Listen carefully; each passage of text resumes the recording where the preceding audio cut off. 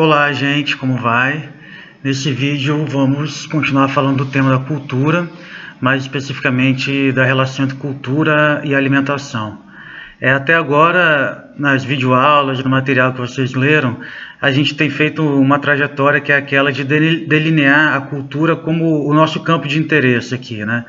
Então a gente deixou as outras explicações dos comportamentos sociais, das variações entre as sociedades, que tinham como base teorias naturalistas, né? Então, o racismo, o sexismo, o determinismo geográfico. A gente fez crítica de todas essas teorias para afirmar a cultura e a história particular de uma sociedade como as responsáveis para explicar a forma e a organização dessa sociedade e as diferenças entre as sociedades, né?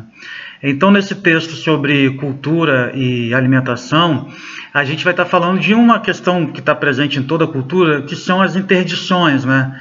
Que está presente na questão da alimentação, mas também em outras esferas da vida, né?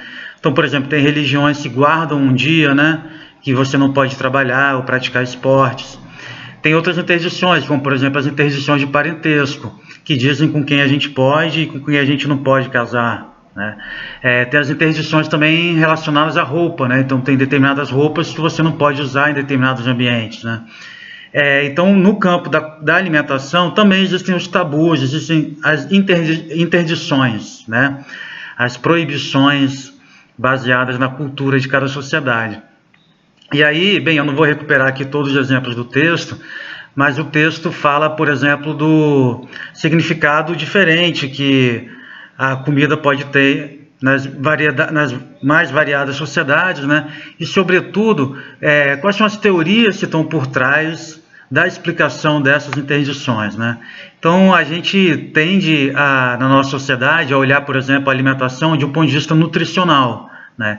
Então, os nossos tabus, digamos assim, estão ligados às qualidades nutricionais da comida. Então, por exemplo, você não deve comer gordura, você não deve comer alimentos tem muito carboidrato, né? Você deve procurar ter um equilíbrio nutricional na sua alimentação, né? Então, a teoria do equilíbrio nutricional digamos assim, a teoria dominante na nossa sociedade. Mas isso não é o caso em todas as sociedades e também não é o caso em todos os grupos sociais da nossa sociedade, né? Então, um exemplo interessante que tem aí o nosso texto é de comer carne de porco, né?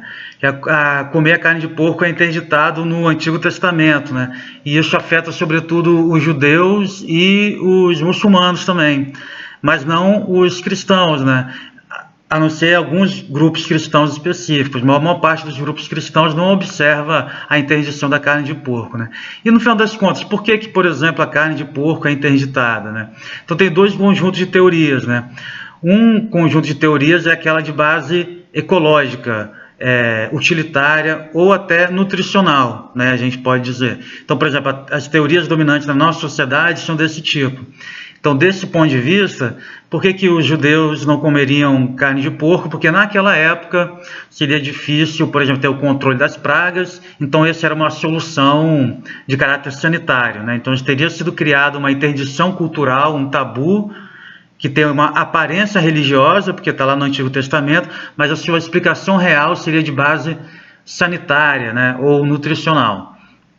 Muito bem, os autores que são críticos dessas teorias, eles acham que, na verdade, a gente tem que ver a explicação que cada sociedade dá para as interdições, e não buscar uma causa profunda do qual a própria sociedade não tenha consciência. Então, desse ponto de vista, então, do ponto de vista dos autores que querem explicar as interdições alimentares, do ponto de vista simbólico, o fato dos judeus não comerem carne de porco está ligado ao Levítico, né, o Antigo Testamento, que diz que os homens não devem comer carne de animais que não ruminam e que tem o casco fendido, né, a pata fendida, né, dividida, né, em dois. Então essa é a única explicação que está lá em Levíticos para os judeus e também grupos cristãos, né, e também muçulmanos não comerem a carne de porco, né? É uma explicação de base religiosa, ou seja, de base cultural. Os povos daquela época classificavam os animais de determinadas maneiras e, ao classificar, elegiam se deviam ser comidos ou não comidos, né? Isso tudo a partir de uma arbitrariedade cultural, né? Então, desse ponto de vista, não teria nenhuma razão sanitária ou nutricional por trás. Seria apenas a necessidade humana de classificar os animais, de tratar alguns como comestíveis, outros como não comestíveis, alguns como sagrados, outros como proibidos, né?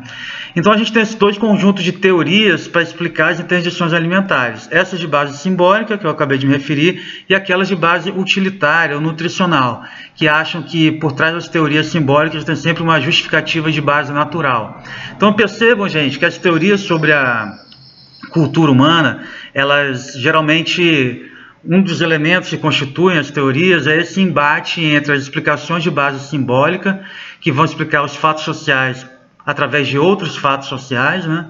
E as explicações de base utilitarista ou naturalista, que vão buscar sempre no campo da natureza ou da ecologia as justificativas para a organização e para as formas sociais humanas, tá bom?